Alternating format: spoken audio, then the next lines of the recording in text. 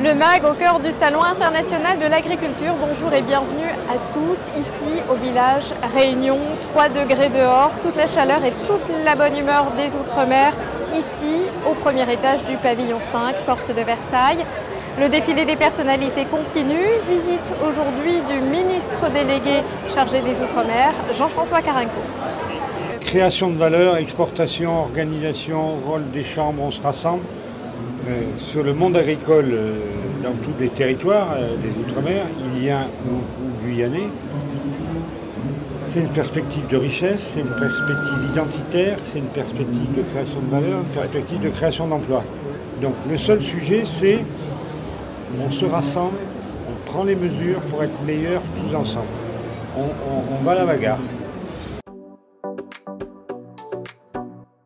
Avec plus de 600 000 visiteurs attendus sur ce salon, c'est dire si cet événement populaire est une aubaine pour les exposants réunionnais.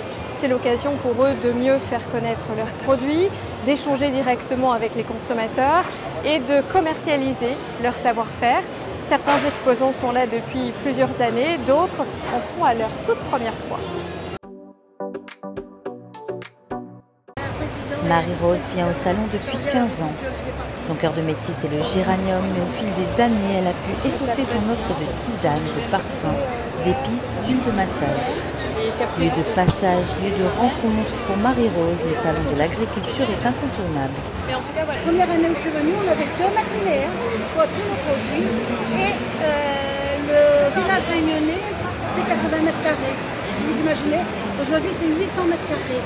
Et quand on voit la beauté du village réunionnais, je suis fière d'être réunionnaise. On vend notre production à une société qui travaille de tout temps avec nous, la société Bordas, et qui redistribue notre géranium et nos différentes huiles essentielles à la grande parfumerie française.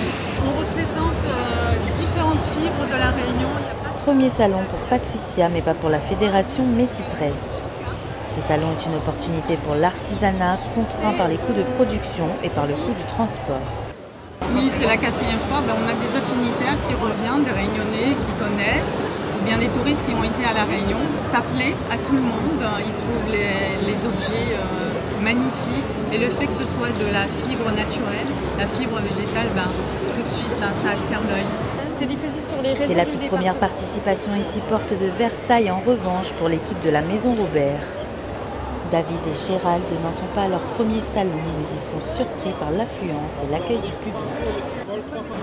Le salon agricole, déjà le fait que ce soit à Paris, il y a énormément de Réunionnais sur Paris, donc ils profitent, ils viennent au salon et ils viennent me voir. Et puis c'est vraiment au niveau de la communication, au niveau des images, la publication, des publicités qu'on peut faire, la visibilité énorme, c'est ça qui est fabuleux. Les gens sont contents de nous voir. Ils sont venus, il y en a beaucoup qui sont venus exprès pour ça. Et c'est vrai qu'on s'est fait un peu dévaliser les 3 premiers jours. On ne s'y attendait pas que ce soit aussi important. Mais voilà. Les gens sont chaleureux. Et, donc un grand merci déjà au département pour cette invitation. De la visibilité, un espace de vente sur 800 mètres carrés, ce salon fait office de tremplin et d'ouverture au monde. On est à sa 4e participation ici sur ce salon de l'agriculture. Bonjour Johnny Guichard. Bonjour. Du Labyrinthe Enchanté. Alors est-ce que vous pouvez nous dire comment ça se passe pour vous et comment qualifier cette édition 2023? Alors pour nous, ça se passe très bien, des très beaux contacts et aujourd'hui, c'est vrai que l'espace est très convivial, c'est très spacieux et un bel espace pour pouvoir travailler.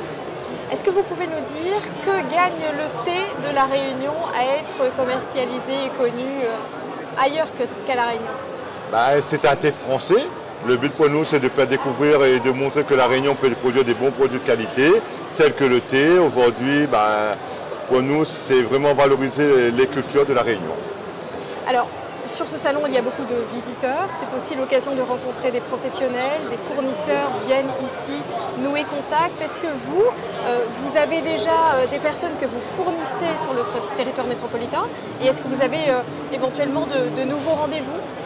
Tout à fait, on fournit des fournisseurs, dont là on a ramené des commandes pour des professionnels.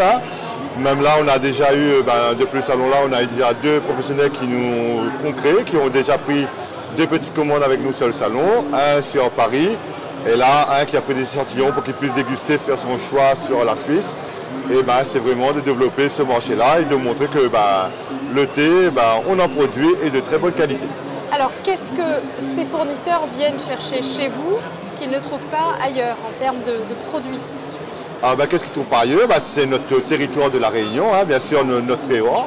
Aujourd'hui, quand on les montre qu'on a aussi le label 100% La Réunion, là ça les garantit que c'est un produit vraiment qui vient sûr de la Réunion. Et ce qu'ils recherchent, souvent nous on a nos fournisseurs qui c'est des enseignes bio, ils recherchent aussi cette agriculture saine. Et nous, comme on est labellisé en bio, on peut les proposer ça. Et en plus cette année, comme l'année dernière, on a eu la médaille d'or sur le thé impérial et la médaille d'argent. Ils voient qu'on monte en gamme de qualité et on produit un petit peu plus de volume, mais en gagnant de qualité. Donc cette année pour nous, l'objectif c'était vraiment de valoriser le thé noir, notre nouveauté de cette année. Et alors, est-ce que vous pouvez nous dire, est-ce que ces nouvelles demandes, ça a un impact sur la production locale de thé? Tout à fait, ça a un grand impact. Donc derrière, il y aura des emplois qui seront créés. Parce que pour nous, aujourd'hui, on en faisait du thé blanc, du thé vert. Le thé blanc était limite en surface de transformation. Le thé noir qui demande un peu plus de travail, mais qui demande moins de surface pour pouvoir l'oxydation. Ce qui nous permettra d'augmenter notre production. Merci. Voilà. Et comme chaque jour, la parole aux visiteurs de ce salon, au détour des allées, ce qu'ils pensent des produits et ce que leur inspire la Réunion. M'a été l'année dernière, malheureusement parce que m'a perdu ma maman qui m'a parti. Et là de voir le stand rayonner, les produits locaux, il fait plaisir. Franchement, merci d'être venu jusqu'à nous, la métropole, de faire découvrir à nous notre culture. Il est à la fois, on va dire, subtil et puissant. C'est un super produit, en tout cas moi ça me donne envie de travailler. Moi je suis twister de recettes, je crée des recettes et du coup ça me donne vraiment envie comme matière première de l'utiliser pour créer on va dire des recettes audacieuses. Le MAEC c'est fini pour aujourd'hui, on se donne rendez-vous dès demain.